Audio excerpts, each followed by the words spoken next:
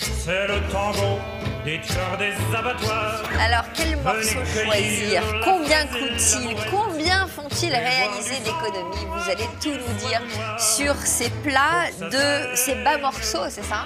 Bon, justement, les bas morceaux, vous savez où ils sont situés? Ils sont situés En bas, évidemment en bas, mais aussi en haut, près, si vous voulez, près de l'avant. Mais en ceinture abdominale de l'animal.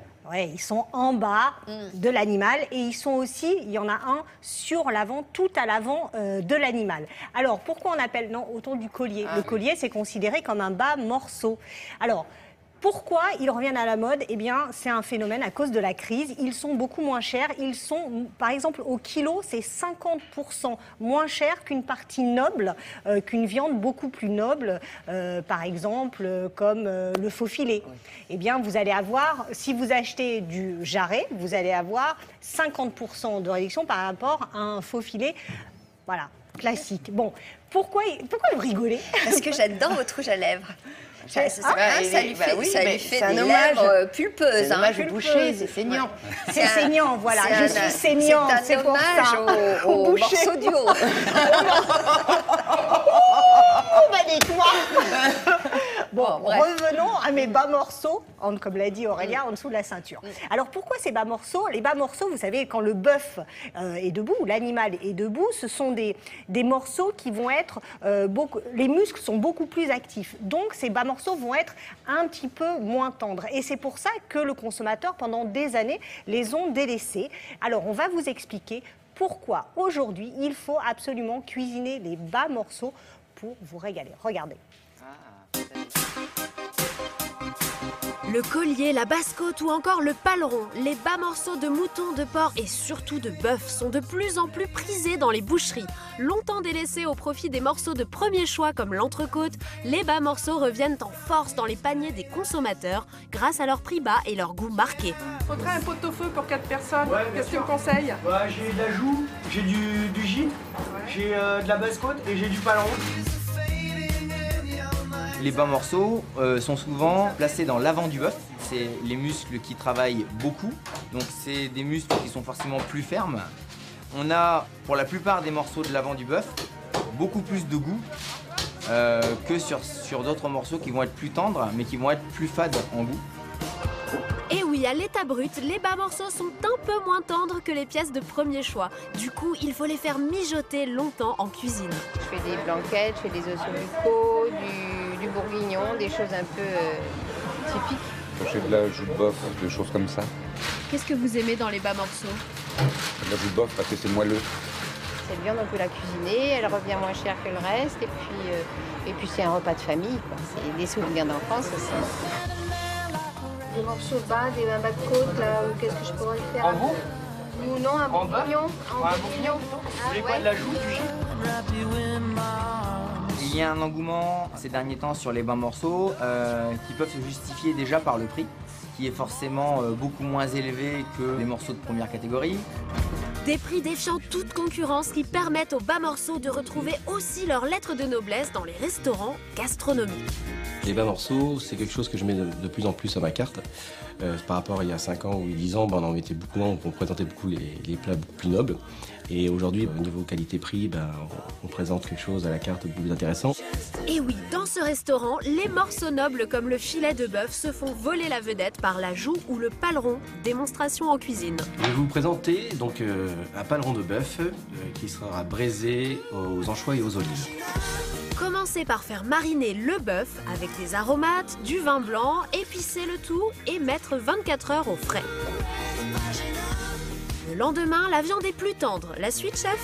Alors, petite astuce, on va faire rissoler notre viande tout doucement et on va le faire braiser à basse température. Il faut ensuite lier la sauce en ajoutant des légumes, de la farine, puis la marinade et porter le tout à ébullition. Voilà, ça bout. On va mettre au four à 180 degrés pendant 4 heures, dont 1 heure à 180 et 3 heures à 150, tout doucement, et à couvert. Pendant ce temps, on prépare la purée d'anchois, puis on ajoute les olives dans le four. Et au bout de 4 heures... Voici le résultat. Donc la sauce réduite et le paleron, que je vais maintenant découper et faire la présentation. Voilà un bas morceau revisité en plat gastronomique et facile à réaliser. Vous l'aurez compris, à la fois économique et riche en goût, les bas morceaux ont toute leur place dans votre cuisine.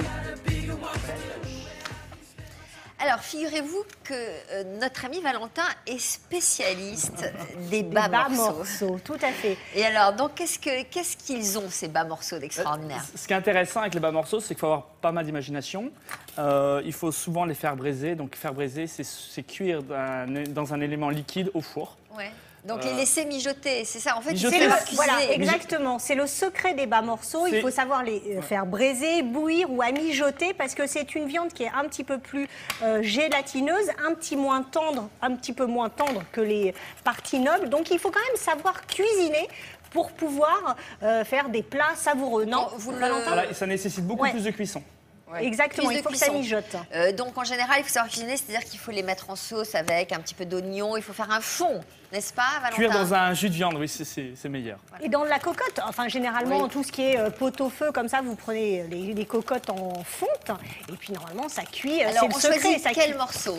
Alors, vous pouvez choisir tous les morceaux. Vous vous faites plaisir en fonction des recettes que vous avez choisies. Le conseil, c'est quand même d'aller chez votre boucher. C'est mieux que dans les grandes surfaces pour choisir ces morceaux-là? C'est pas que c'est mieux si vous n'avez pas les moyens. C'est vrai que dans les boucheries, c'est un petit peu plus cher parfois qu'en grande surface. Ça dépend des bouchers. Il faut faire... Ce n'est pas vrai.